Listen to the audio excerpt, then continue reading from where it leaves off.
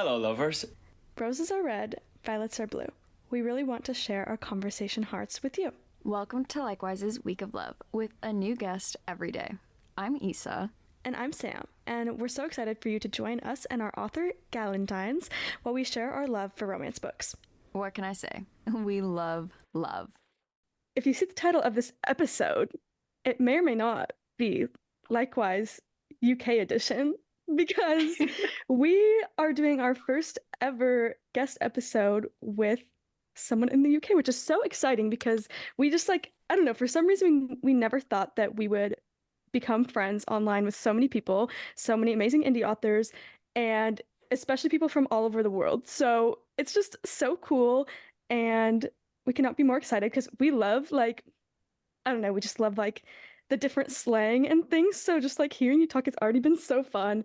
But we do have we do have Holly Jukes with us. And so we're going to talk a little bit about her book, because on the day this episode goes up, it is the release date. So I will pass this off to Holly for her to introduce herself however she would like. Oh my gosh. Hi guys. This is beyond nerve-wracking. This is crazy. It's you don't know how many people you're kind of listening to you at the minute. But hi, I'm Holly. I am the author of The Likelihood of You, which is my indie debut romance novel. It's a dual POV celebrity romance set in New York about very unlikely lovers, Florence and Jacob. And you kind of follow their story. Flo was left home and flew to New York after heartbreak. Jacob is possibly the biggest star in Hollywood right now. And with that comes a lack of trust and privacy. And that's his journey to rediscovering how he can trust people. And it's just a really, really gorgeous story. And I hope you all love it. And like Sam said, it is available today on Amazon or signed copies through my website. But yeah, that's me. Oh my gosh, I'm literally okay, Holly. I know we've talked about this before, but literally every single time we get any sort of interaction, I am just starstruck. Honestly, I'm oh my god, this is real life. I say the same. I say the same about you guys as well. I turn to my fiance, I'm like, oh my god, Sam and Isa just messaged me, or they posted me on my story. This is so cool. It's the exact same vibe. I just love it. I adore it. No, literally, I'm so obsessed. Not in a creepy way, but it might be leaning towards that right now. Anyways, moving on. Oh, I don't mind. Okay, perfect. I think there's a bit in the book that mentions this because obviously Flo is English, proper English Rose, and Jacob's American, and there's a part in it where she says I don't know whether this is an English thing, but talking to someone with an American accent always makes me feel like I'm in a movie. And it's so true. I don't know whether it's the same for you guys, talking to us, but it just feels oh, this is new because it's not every day we speak to someone from America. It's just, I love it. It's such a cool feeling. Now that you said it, absolutely. Yeah. I never interact with people with accents, and when it has happened, one time I was on a photo shoot for work and one of the models talked to me in a fake British accent, and I could tell it was fake because it was just kind of in the American way that people do it. And then the next model I talked to was actually Australian, but I thought that I thought she was joking at first. So that was an interesting experience, but I get what you're saying. It does kind of feel like a movie. Yeah, definitely. Oh my gosh, that's so funny. Well, before we talk too much about all the fun things we're gonna start this episode as we always do, and with roses and thorns. And because it's a week of love, we thought rose and thorn was so Valentine's Day. So, Sam, what are your roses and thorns for this week or the day, I guess? Right. Okay, so right now, currently my thorn, the only one I can think about, is that I'm just having a little moment with some hormonal acne, which is just that's so rude. And it's just kind of painful. But I did do some face masks last night, so that was fun. And my rose is that I currently have a drink with me. I ran out of my creamer yesterday, so I had to go get coffee out this morning, and I got a white chocolate mocha and I added raspberry flavor. If you've never tried Oh, that, it is so yummy. And yeah, so I'm going to be finishing that during this episode. And then we've just had a lot of books that we've been looking forward to coming out recently. So it's just been such an exciting time for reading. But what are your roses and thorns, Holly? oh right, okay. So I had like a list prepared just in case I was asked this question. My rose this week was I have recently become an Akatar girly. I I I'm so I have been obsessed. I putting love off I have been putting off the series for so long, and I don't know why. I think it's just because I knew the first book, A Court of Thorns and Roses, was a lot of world building, and I get distracted very easily. So I needed like a space to sit down and read and fully like immerse myself in it. And now I am obsessed with a capital O. I'm currently halfway through A Court of Mist and Fury, and I love it. I'm obsessed. And so yeah, I think I'm definitely on the way to becoming a romantic girly, and I'm so happy about that. My fond this week, it sounds like a really stupid one, but I bought some mini egg cookies the other day, and on the packet they looked huge, but they were tiny, and I was misled, and that was not great. I was very sad. Um, for mini eggs are basically like for Easter, they bring out these like literal mini eggs, and they're chocolate, and they're just in pastel pinks and yellows, and they're so yummy. They're like my favorite thing in the world, and they were tiny, and I was misled, and that really ruined my day. So that's my thought. That is so rude. Right? It's so unfair. Okay, my thorn is okay, so I've been playing soccer again, and my thorn is that like had a game on Thursday and it was just rough for me. But some way, somehow, my watch said that like I still ran like 4 miles. I was like, how? I feel like I went maybe two. Um, I mean, I played a lot, but I think it's because we were short on girls, lol. But it was definitely not one of my best games. So thorn. But my rose, it's finally week of love, and like we're recording with people, and it's so exciting. And uh, I literally I just love connecting and chatting with like cutie indies that like we've been following for a bit and have been like just interacting with more. And I'm so stoked to have like the opportunity to talk with them. And again, every time anyone interacts with them, I'm like, oh my gosh, they're a celebrity and they're talking to me. How fun. No, it's so exciting. Thank you guys for having me here. It's an honor. I'm so excited. No, it's our honor. Likewise. Literally likewise. Like Likewise. all right. So I guess we'll just roll into some more questions because we're obviously dying to know more about everything with the likelihood of you. And we're so excited that it's finally out.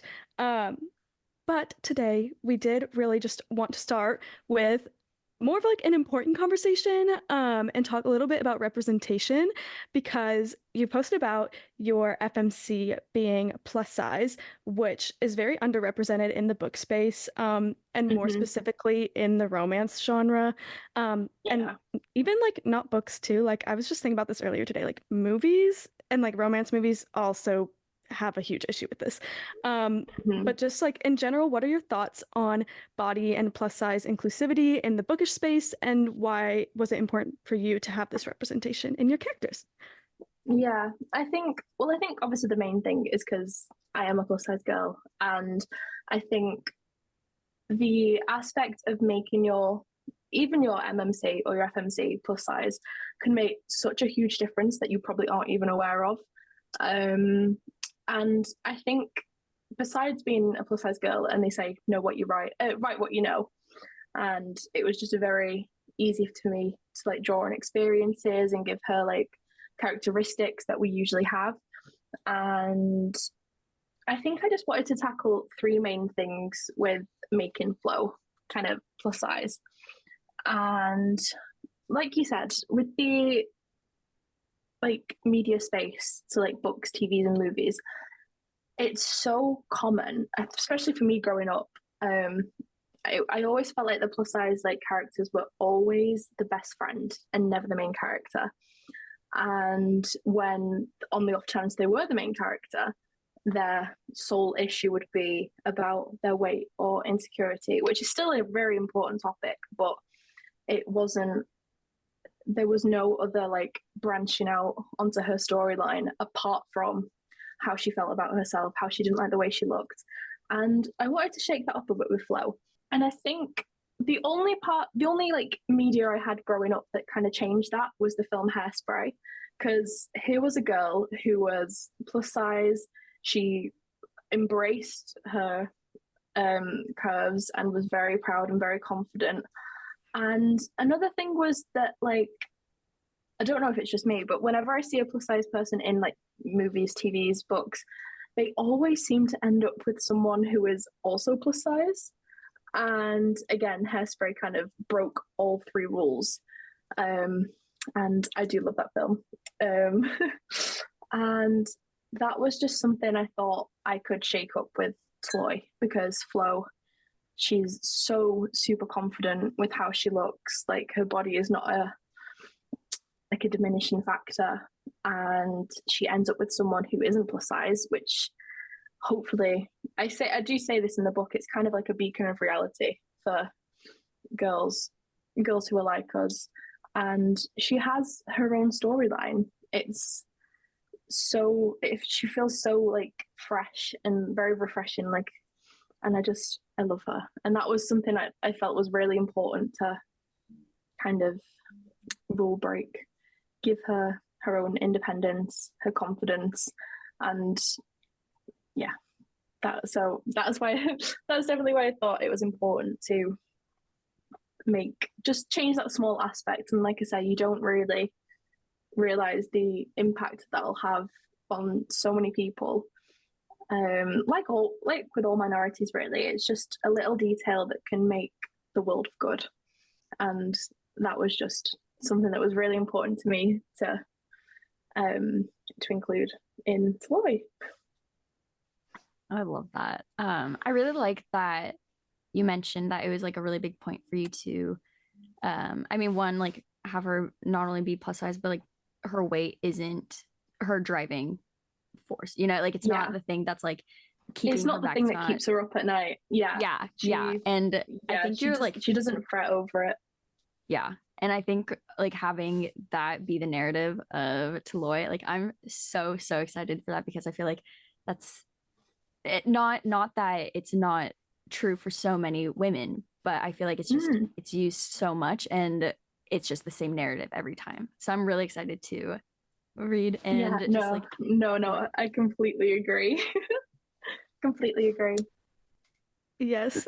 Also, you are gonna have me wanting to like watch Hairspray, or like I get in phases where I just want to listen to the Hairspray soundtrack all the time, because it was one of my favorite movies growing up, and I hadn't even thought of that, because this morning, like when I was thinking about movies and things, all I could think about was like I thought about Pitch Perfect, and I thought about a lot of these movies where if there is like a plus size female character in like shows, I feel like I see it a lot in sitcoms, comedy movies, and the driving force is like this idea that like their whole character trait is being funny.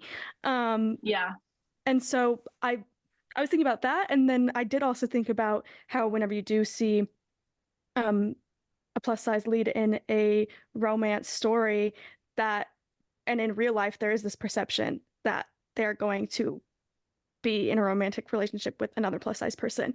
And so I'm so glad that you took on this like rule break, because it is such like good commentary on society's like perceptions of romance. So I love that. Yeah, definitely. The fact that like, especially like, I think a lot with like kids sitcoms, like Disney Channel sitcoms, I feel like we were there for like comedic relief a lot of the time, and to kind of just listen to the main character complain about her problems, and we were just there for the laugh track, to cue the laugh track. And yeah, that was definitely something that I didn't want. And yeah, I wanted to make sure that she did end up with someone who wasn't also what like a lot of the population would expect. And again, I was trying to think of movies that like demonstrated this, and the only one I could think of was the Sleepover movie from like the early 2000s, and that was it. But yeah, I just, like you say, I wanted to break the mold and break the rules and just give everyone like a realistic story, because that isn't always the case with plus size women. And I just think I'm very happy I made that decision to do that because I love it. I'm just so excited for people to read it. Yes. And honestly, like seeing all the teasers for it, I'm like, oh my gosh, literally kicking my feet. I'm like, oh my gosh, and like squealing and like just seeing so many other people so excited for it. Like, I really think like, Holly, you're a pioneer in this. It's so exciting to see. I say this to like my mom all the time. I'm like, people are messaging me saying that they can't wait to read my book, and it blows my mind every time I get like a comment or someone reaches out and said, "Oh my gosh, I can't wait for your book. You seem like such a sweet person." I'm like, it's so like bonkers that I'm reaching all these different corners of the world that I didn't think I would, and it's just it again. I say this all the time. It makes everything about this career feel so like very blissfully right, and I love it. Love that. Um, okay, so earlier you mentioned that Jacob is like the biggest actor in the world at this moment, or like he's like, he's everything. Anyways, so we do have to talk about Starstruck because the girls that get it. Honestly, like it's mine and I Sam's favorite decom. it's my favorite decom. It was, as much as my heart holds on to like High School Musical, Starstruck will always be number one. I think it was Sterling Knight. I had such a big crush on Sterling Knight and like Sunny with a Chance, and just I thought he was just the epitome of just heartthrob, and I loved him. And I love that movie. It's just I love it. Yes, because like honestly, anytime we read any sort of like celebrity type of romance, our brains immediately just compare it to Starstruck because like it is it is the blueprint. And no, exactly same. Like I was in denial for so long. I was like, no, High School Musical is my favorite. High School Musical is my favorite. High School Musical is my favorite. But like in the back of my mind, I was like, I know it's Starstruck because like that's the dream. It's like I also like looking back on it now, like remembering the plot. I think it's where my love for enemies to lovers began. Yes. Oh my gosh, that's Definitely. so true. Right. I think we can have a favorite, like, we can have a favorite series, but you also then have to have a favorite standalone. So I feel like it's okay to, like, love High School Musical so much, but then, like, also put Starstruck first, too. Yeah, definitely.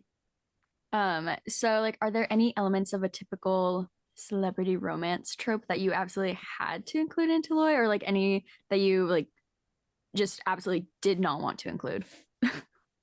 I think I wanted to give everyone like a glimpse, not that I know about it myself, but I wanted to give a glimpse into the celebrity lifestyle without reminding you every page that he was famous and was like papped everywhere he went, which is probably the case, but I didn't want the book to kind of be like, oh, they've run into paparazzi again. Oh, they've run into paparazzi again, like every time you turn the page. But I still like those little pops of like, oh, they're going to a premiere. Like it's something that like that I think the majority of the world probably won't experience. So kind of making it up is like again, just like a little escape and adding those like pops of celebrityness and like going on like movie sets and being around that kind of environment um was what Flo does, and it's kind of her journey like discovering all that and what she thinks, because she's not famous but she's entering this world where now her friends are and her like love interest is, and she kind of approaches it how I think a lot of us would approach it, like they don't really know what to do, but they can still appreciate like all the beauty of like the lights and the cameras and like the razzle dazzle of it all. And yeah, so I just wanted little pops here and there that gave you a glimpse into it. Love that. Oh my goodness. I also was thinking about how like we kind of know a little bit about their, I guess, like meet cute. And I like from what I've seen, obviously I haven't like read it yet, but from what I've seen, it's like different from what you'd expect to be like the like too stereotypical type of meet cute in a celebrity romance. So I really like that too. Yeah, it's very much a like textbook coffee shop meet cute. But there's that like because you know both of their struggles like beforehand, you know what's going through their heads, and it's just and then the significance of that coffee shop also becomes a big plot point later on. And there's little teasers that I've posted about that, but I don't think anyone's clocked on to what like the significance of Exactly. their meet cute means. And it's just it becomes a very important plot point later. And it is just I love writing meet cutes. I think it's one of my favorite things. It's Oh my so gosh. cute. Okay, that's my sign to like go through your page and figure it out. Sam and I will come up with a Definitely. with a theory. I mentioned it quite early on. Something to do with like Jacob and why he's there, and there's a reason why he's there, and that becomes so much clearer the more you read into the book, and it just all like makes sense. It fits together. I'm just like, oh yeah, that feels right. I love that. So, we figured we should talk about some celeb crushes because we all dream and have our delusional moments when we're reading celebrity romances. So, who lives rent free in your head, or also who is the inspiration behind your MMC? I think probably every single person who has seen a teaser knows the main man who Right. has inspired Jacob Emerson, and it's the one and only man of the hour, Jacob Elordi. Same As he And it's a should. same shame. first name. Interesting. Yeah, same initials. It's bonkers. Yeah, total coincidence. Um, he was just such an easy muse, and I think Yeah. I don't know whether it's a me. No matter what like book I read, I'll always picture him as the main character. I don't know whether that's me. I don't know whether it's just the chokehold he's got me in, but that's yeah. I just even like the kissing booth days, he was still in the back of my mind. Um, and now he's made this like big like he's had like how many films? Like 3 films come out in the space of a month, and he's well and truly just taken a hold of the internet, and everyone's obsessed. But yeah, he's just so dreamy. He's so cute. Oh, I fully agree. There's just something about a very tall man with brown hair and brown eyes, and I'm sold. I'm sold. But then there's like the occasional where I'll like switch back to like crushes I used to have as like a kid, like like the kid from Peter Pan who played Peter Pan. I feel like Yes. he was like my first like proper celebrity crush, or like um there was one of the brothers in the Cheaper by the Dozen series. Charlie. I think yeah, like Tom Welling, his name is, and he like my 7-year-old self was eyes glued to the screen whenever he was on it, and That's a universal yeah, experience. I oh saw a yeah, TikTok the other day about that. it's like a rite of passage. Oh, absolutely. Oh my gosh. I love that so much. Oh my goodness. No, same. I actually, okay, I can personally vouch for Issa being so deep in her Jacob Elordi era right now because like I think we it was when we were reading another book together. We were talking about the MMC and she was like, I'm picturing him as Jacob Elordi or something. And I was like, oh, interesting. I didn't have that thought. Like I was just like, I was picturing him as Noah Centineo. And like it was just like we're like, okay, right idea though. That is so funny because Noah Centineo was like the person I pictured as the side character in Taloy, Nate, who was then like the main character of book two. So yeah. Also, yeah, Noah Centineo as well. He ruled Netflix for He a few did. years. To all He's the so cute as boys. well. Yeah, he Oh, is. I love that book. I love To All the Boys. Love Love. that. So, do you have like a favorite line or moment that you've written and why? I Or why not, I think guess. I think there's so many moments that are like when I've been like writing book two, um, and I'll pick up like the proof copy and I'll read through it and I'll read a chapter I haven't read for a while, and it'll just make me feel really like giddy and like excited for other people to read it because I haven't read it for so long and it's like I've forgotten what I've written. And there's so many moments where I'm like urging to read chapters again. And chapter 7 is probably like one of my favorites. It's where you get to see them away from like all the lights and the cameras and away from their problems, and they just sit and talk. And it's that you kind of see them interacting in a way that you know they're gonna fall in love. There's little looks and like words, and it's just I feel like it's such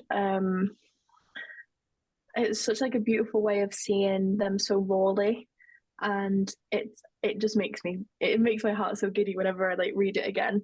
But then also the meet cute, knowing what um is gonna happen afterwards, and knowing that they both kind of felt like this was exactly what they were meant to be doing at this moment in time, like the likelihood of it and the probability of it all, and it just it's like the chances and the like meeting someone at this crossroads at this moment in time after so much has already happened.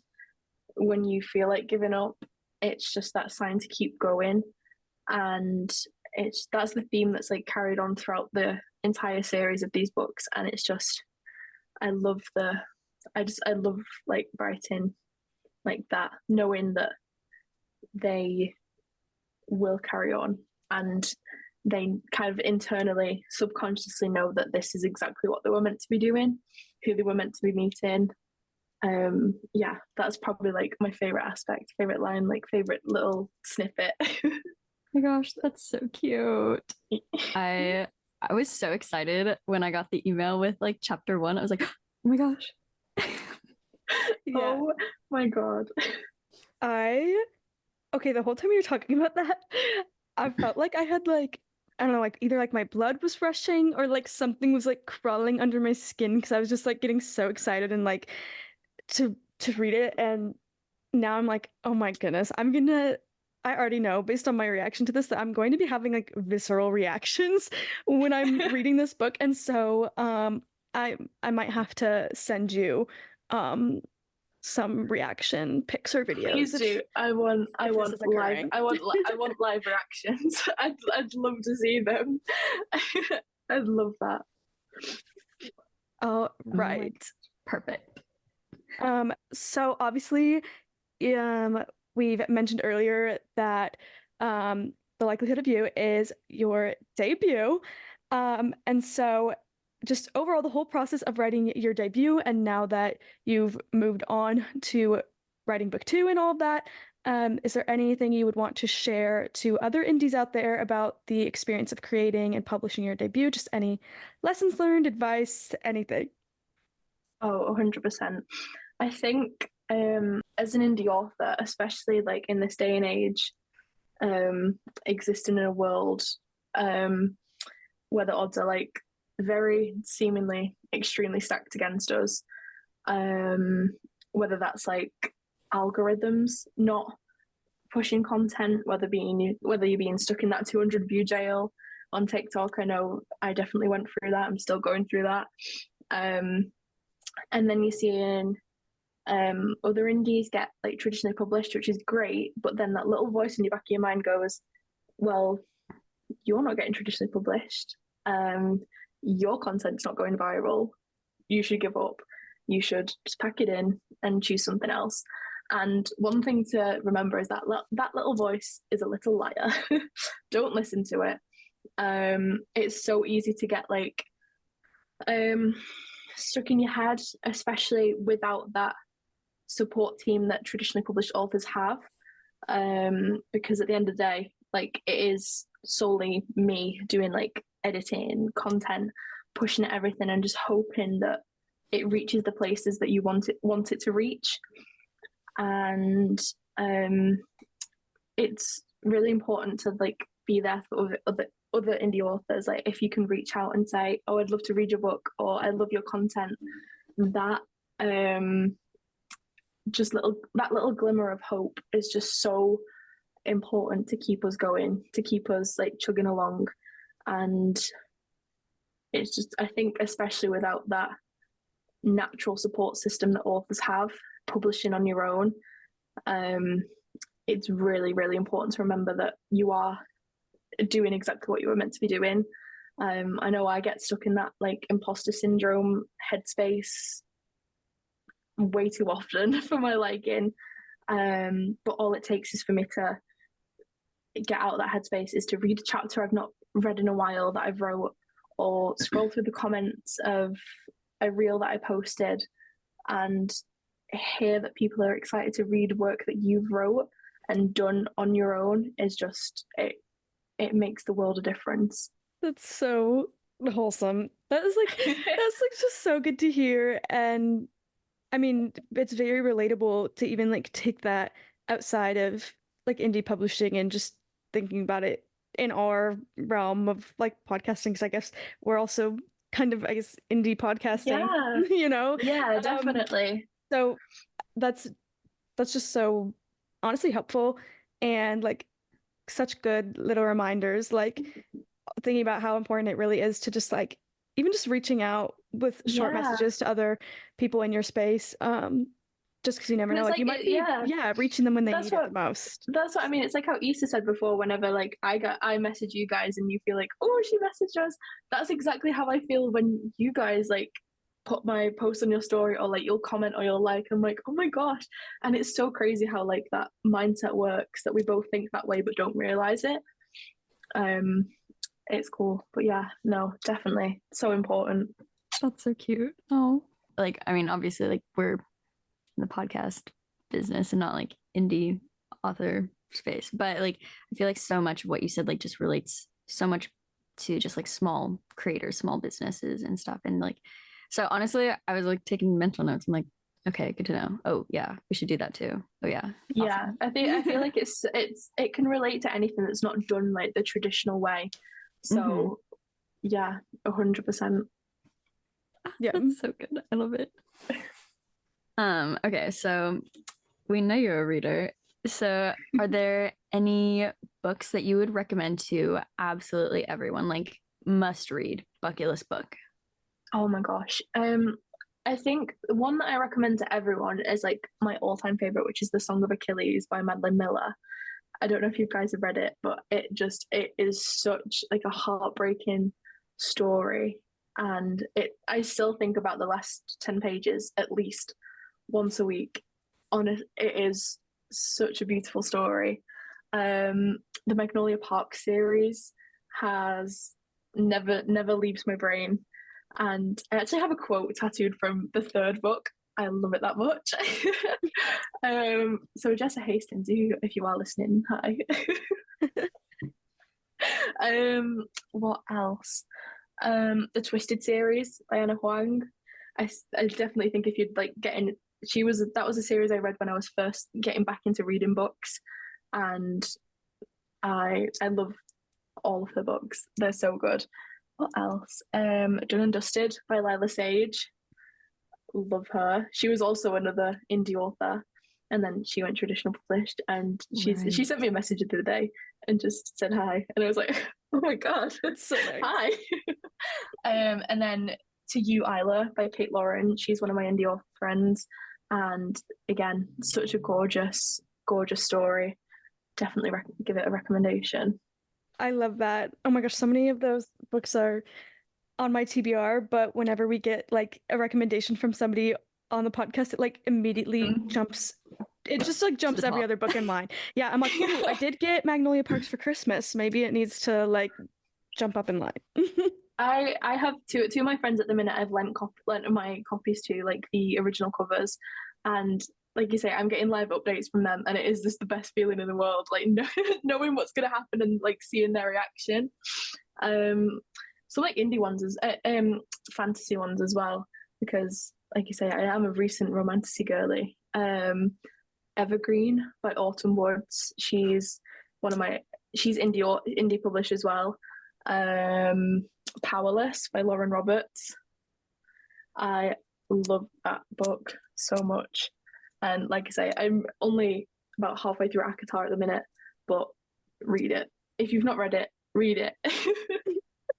I love that. Big So, yeah, ACOTAR fans here. Except we Sam are. hasn't finished the last one. I'm trying to bully her into reading it. I've Hasn't had worked yet. Yeah, I've had multiple friends start the series and finish it before I finished it, and I've been on like the third book, or like I had been on the third book when Issa started it, and then like I ended up finishing that one once she got to the third one because I was like, oh, I can't let her pass me, and then she did. So, and now my one of my coworkers just started it like right at the same time as you, and you both are like right on pace with each other, like exactly. It's so funny. She's also halfway like through A Court of Mist and Fury. So it's been fun to get her live updates. Like every day she comes into work and she's just like, here's where I'm at. And it's so fun to watch other people fall in love with something. It's like you get to relive it. So yeah, the friend who sat me down and said, "Read it. Just stop what you're doing and read it." I sent her screenshots of like my live reactions, and she's screenshotting them all to make like a timeline of, because my opinions on characters have changed dramatically. right, as they should. So she's putting together like a little folder of all my like a timeline of my ACOTAR journey, and I cannot wait to look back and see my naive little thoughts when I started the first book. Yeah, when you posted that one photo on your story, I sent it to Sam. I was like, "LOL." Who's gonna tell her? And I mean, it's so funny because like I went in and like honestly, I think I already knew that I don't want to like give spoilers, but like I already knew about, you know, that first guy. And so like I already knew that like so I was like, don't waste my time. No, I was very naive at the start of A Court of Thorns and Roses, and now I know better because I'm about halfway through the second one, and yeah, that's all I'll say. I don't want to give spoilers. Totally fair. Totally fair. Love that. Okay. Obviously, where we're so focused on romance books this week for Week of Love, our favorite hot topic with our guests is tropes. And obviously, as a romance author, reader, everything, are there any tropes that you feel super strongly about, whether that's good or bad? I think, like I said, I am a big enemies to lovers girly. I love the tension and seeing the facades slowly crumble and just watching them fall helplessly in love for each other when 200 pages ago they were like sworn enemies. I love those books a lot. And I was trying to think about tropes that I don't really like, and I don't think there's many that I'm not particularly keen on. The only one that came to mind was like the glorified cheating trope, where Womp it's womp. very womp womp indeed, where it's like it's written in a way that kind of glorifies like emotional cheating, I think, and I just don't think that's very healthy to put out there, or putting it out there to kind of like people to say, I want a story like this. You don't want a story like that. So yeah, that was the only one I kind of came up with. But I do love a childhood friends to lovers as well. I think those books are so sweet and wholesome, and oh, there was what was that one? Love and Other Words by Christina Lauren. Love that book. I love that book. So yeah, they're like my faves. So like fun. us. Yes, no, literally. All of our faves. Oh, I love childhood friends to lovers. I just love friends to lovers, like in general, but like childhood friends to lovers, love, love, love. I just love the history. There's like that added wholesomeness of seeing them like interact as like kids and watching like their whole literal whole story. I love it. They're so sweet. Now that we've kind of talked through everything, have you already, I mean, I know that you've talked about book 2 a little bit. So exciting. Like what can you tell us about what comes after Taloy? So I had this idea originally for a 3-book series, and if the title of Taloy gives anything away, like the likelihood of you, it's called the probability series. So all the titles kind of have something to do with like chance and fate and like the probability of meeting someone.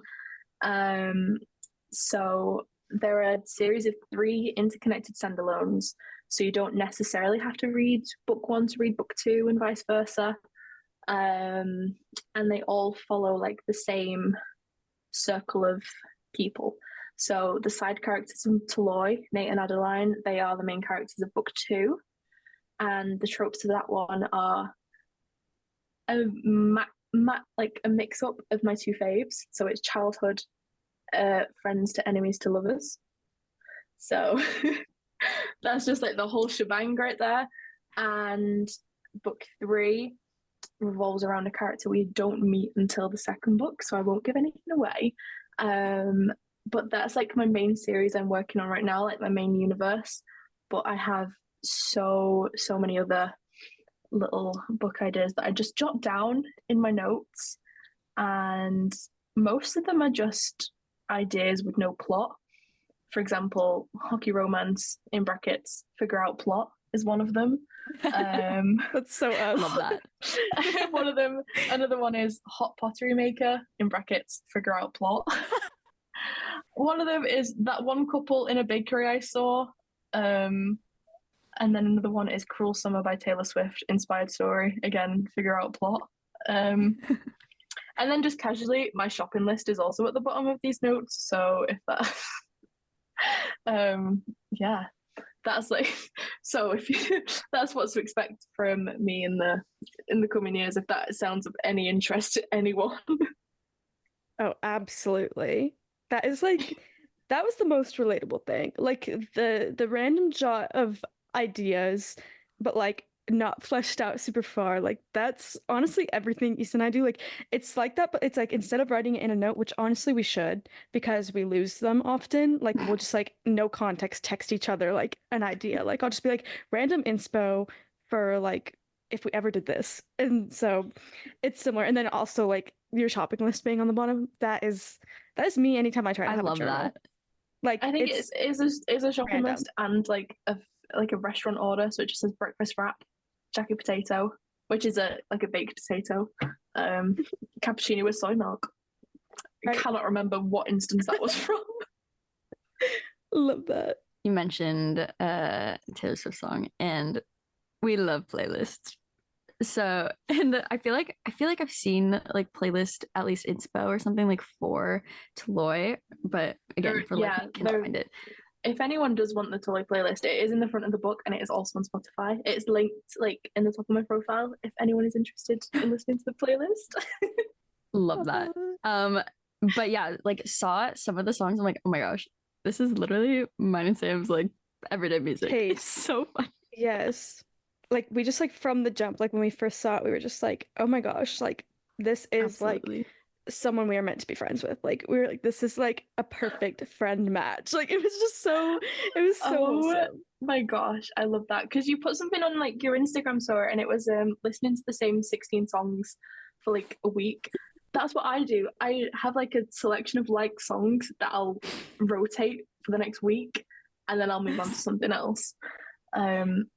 And yeah, if anyone wants like a taste of the Taloy playlist, there's Taylor Swift, there's Harry Styles, who I also adore with my entire heart.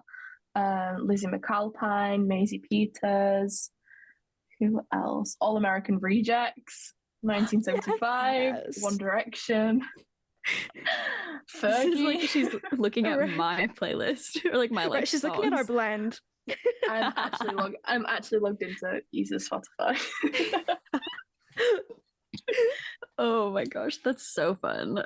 I love that so much. Like, yeah, I'm so glad that like so many people are like putting their playlists at like in their books now, and that people can actually listen to the songs that like either inspired the book or like songs that authors listen to while writing, whether it inspired it or not. It's like I was listening to it, and I think that's so Yeah, fun, and it's just like it was another way to kind of get inside an author's head.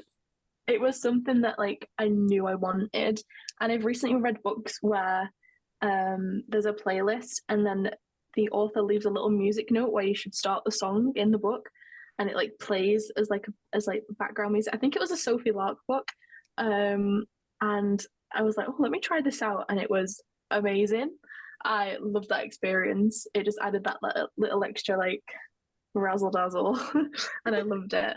But yeah, the playlist was something I knew I definitely wanted to do, and it was so fun making it. Oh my gosh, that's so fun.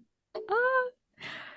This has been so much fun, just like picking your brain and like getting to know you, getting to know the likelihood of you and like Flo and Jacob and just everything that you are, willing to spill. No, I absolutely love giving away teasers and talking about it. I feel like it's all I do. Like I'll call my mum up and then just she'll say like run me through the plot again, or what are the characters' names, and I'll happily sit there and tell her every little bit of it. And it's just I love talking about it, and it I think it's I don't know whether it's just because it's my debut or it's my first, but it's just has such a special little place in my heart that I think it'll always remain. And yeah, I love it. I love talking about it. Oh my goodness. I actually am so excited to read. Like it will be living rent free in my head. Like I just because honestly, it really has been like since December we've been like thinking about it all the time. Which is just so fun. We just have had like this list of books that are like these are the ones. Like the second they're out, we're canceling our plans. Like that's Oh my gosh. Don't maybe not on Valentine's Day, but I mean oh, if I you do will. need if you do need Valentine's Day plans, then today is the day. It's out today, which is crazy to say because this has just been in production for like a year and a half, I want to say, like finalizing and plot changes and all sorts. And the day is here. It's out into the world. That's so exciting. Oh my I love goodness. that. Wow, how fun that we just talked about playlists and now here we are ending the episode with song of the day. I think I don't know what I was gonna say. Never mind. But yeah, song of the day because we're doing daily episodes, so fun. No longer song of the I love week. songs I of love the getting week. I love getting like song recommendations from other people. So it'll be really interesting to see what all the other authors say, and I'll just add them immediately, and then they'll go into my weekly mix. Yes, Yes. Oh my gosh, mine and Sam's blend about to be so good. it is. All right, Sam, what is your song of the day? Okay, So weird to say. this is so funny because I told Lisa right before we recorded, I was like, I just found my song for the episode, and I've already listened, like I just keep listening to it on repeat. Like honestly, for 20 minutes before we got on the Zoom, I just kept playing it and like dancing around my room. And well, at the time of recording, it just came out this week, but it's Selfish by Justin Timberlake. And it is so good. It's like, it's kind of slow, but it's still like very pop. And it feels like the only other person this song would be perfect for is Nick Jonas. If it wasn't Justin Timberlake, it's Nick Jonas. So, it's so good. You guys need to listen to it. And yeah, that's all. Well, okay, I actually do have more to say about it. I in December, I listened to the Britney Spears audiobook, and ever since I listened to that, I've been telling everybody how terrible of a person Justin Timberlake was to her. Like, I've been running around talking about it. And so, like, this song coming on my New Music Friday and me dancing around to it, I was like, I feel guilty. But then I was like, I kind of remember, like, they made up. So, like, they're like on fine terms. It was bad times, but they're fine. And it's been so long, and he's definitely a better person now than he was in his bad, like, got put into being a pop star, in the 90s, 2000s, like, had that taste of fame, whatever. So I just thought it was ironic that I've just been going around telling everybody how bad he was to her, and then now I'm like, I love his song. I think Justin Timberlake got his redemption arc when he was in the Trolls movie. Actually, because that there's like one line he says, I can't remember it, but I think he came back on my radar when he was in Trolls, and yeah, that's my 2 cents. That's so funny. I love the Trolls movies. No, it's so good. Same. Very, very much like a guilty pleasure watch because they're meant for children. I love that. Yeah. What is a song you want to recommend, Holly? I hope this is okay and not breaking the rules, but I have 2 because we make our own rules. I couldn't narrow it down, and I was like, I'm just gonna have to ask if 2 is okay. And it's funny you should mention Nick Jonas, because one of them is Tonight by the Jonas Brothers. Proper like old school Jonas Brothers. I think it's on the same album as I can't remember that one song, the red dress one, but yeah, that was like when I discovered Burning Up. Yes, yeah, that's it. Yeah, exactly. It's one of those songs that like I knew I was obsessed with as a child, and now I've forgotten about. And then it just randomly came on like a TikTok one day, and I was like, oh my god. I was immediately taken back to when I was like 8 or 9 years old. So that is song number 1. Song number 2 is it's called Love Grows, like, and then in brackets Where My Rosemary Goes by Edison Lighthouse. That is probably like my favorite song ever to exist. It is, sometimes I'll listen to it, I'm like, I'm Rosemary, I am that girl. And it's such like a main character song. It just makes me feel like so happy and like main character-esque. So yeah, those are my 2 songs of the day.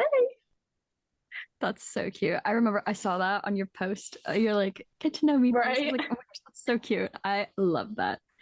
My song of the day is Better Than Anything by my 2023 Spotify top artist, Corey Harper. For context, I mean, we don't need context, but I'll give context because I'm just so giving. We are recording like kind of like, what is this, like 2.5-ish weeks before? Yeah. I just saw him on Wednesday night. Love my life. One of the many, beside the point. Yeah, and I like cannot get that song out of my head. So fun. Love him. Not in a creepy way. Oh my goodness. Now I'm like feeling inspired to listen to these songs right after. Like, I'm also buzzing from my coffee. I got a large this morning, so it's like a little more espresso than my body was probably ready for. So I do have a need to dance it off. So me too. I'm gonna go cook dinner and listen to these songs and just have a blast. Ollie's saying I'm gonna go cook dinner while it's 10:12 in the morning for me. That's so funny. It is 6:15 at night, and I was gonna say I'm gonna go make tea because we call dinner tea, but like tea and like a cup of tea are 2 different things. So to say like, well, what's for tea? But I said dinner, not to like confuse you guys. That's so funny. No, I want to say so that fun. now, because when I moved to the Midwest, everybody here says supper for dinner, and I'm like, that's just, I don't really like that. I don't like, I just had never heard anybody talk about dinner being supper now, and I get into arguments with people. I'm like, supper should only be what you call if you're making dinner at home, not if you're going out. Like, you can't go out to supper. If you're going out to a restaurant, that's not That's not giving think supper. if I think supper, I think like a small bowl of soup and some bread, like Right. or like a sandwich, Maybe a salad. something. Yeah, that's like in Floyd is like because obviously she's English, he's American. There's so much like banter and like him saying one thing and she's like, no, that's not what it's called. And he's like, what are you on about? Especially with their insults as well. That's another like fun little part. So excited. That's so fun. I every single word you say about it, I just get more and more hooked every time. Like, I didn't know it was possible. I'm just so stoked. Oh, stop. I genuinely cannot wait for people to read it. I've been obsessed about it. I've been obsessing about it in like my own mind for so long. I can't wait for other people to know what's been going on up here and just talk about it. And like, I'm so excited. Yes. Oh my goodness. Well, first, we obviously want to tell you that we've had so much fun. And I mean, weirdly, out of the context of this episode coming out before release, we also, we want to wish you luck in these next 2 weeks in regular life on the current timeline until your release, because obviously there's a lot going on, like prepping for release. So good luck. Yeah. And we are so excited and can't wait to just like see everything that's coming. Oh my gosh, thank you. Yes. Nothing to say. I just stars in my eyes. I've had so much fun. This is being on a podcast is one of my 2024 goals, and it's only we're only 3 weeks in, and that's already one thing ticked off. And just thank you for having me. It's been so fun getting to know you guys. Yes. Oh my gosh. We're so excited to keep chatting with you all the time online. Yes, I want to. I will. After this is done, I'm going to make tea and I'm going to book flights. So Perfect. if I turn up on your doorstep, just don't question it, Right. Everybody, run. Go to Instagram. Holly's Instagram is at author Holly E. Jukes. We cannot forget to shout that out. Go there. Wait, that was actually if so you rude forget of where to us. find the book. No, actually. It's okay. I forgot as well. Right.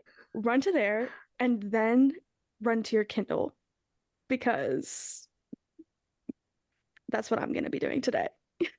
Yes, and we'll have her information. I almost said linked, linked in the episode description. So easy access.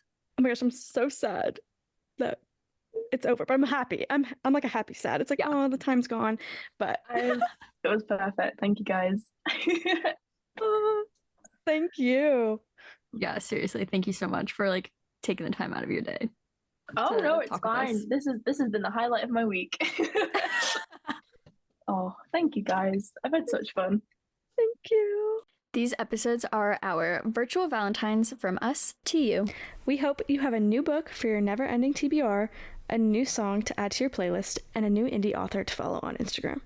And as always, we would love if you left us a rate and review on whatever stream platform you use. And if you want more from us, you can find us on Instagram at likewise_pod. This was so much fun, and I hope you both have a lovely rest of your day. Thanks, Issa, and likewise to you all. Lots of love. And remember, look fab, feel fab.